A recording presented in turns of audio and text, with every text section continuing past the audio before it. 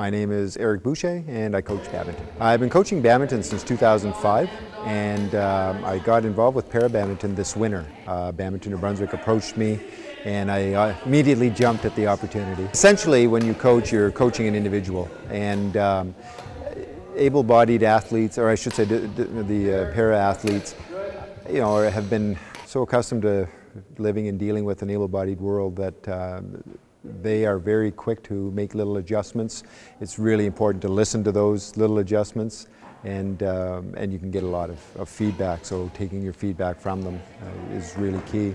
Our first clinic in Fredericton, I learned that at the end of the day, a gentleman seemed to be having a little bit of difficulty, and we challenged him and asked him, how are we going to do this? And he came up with a solution and was able to hit the shuttle over the net, and that struck me right off the bat and stuck with me, basically. Coaches and athletes, a coach will become a friend, will become a mentor, will become a psychologist, will become a nutritionist, will become a lot of things with a coach. So the key is to respect, mutual respect. Respect your athletes and treat them as they would have, you treat them treat you, and that's the critical element. Well, in any type of coaching endeavor, we offer demonstrations.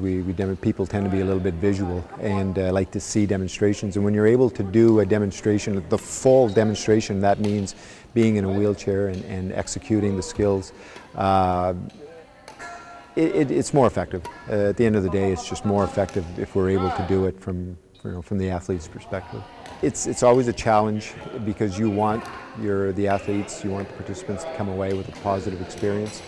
So that's the challenge at the beginning, and you bring energy to it, and people typically respond to that, and I always have an absolute blast. Essentially, it's like anything. It's try, give it a try, because all of us are, have some skills.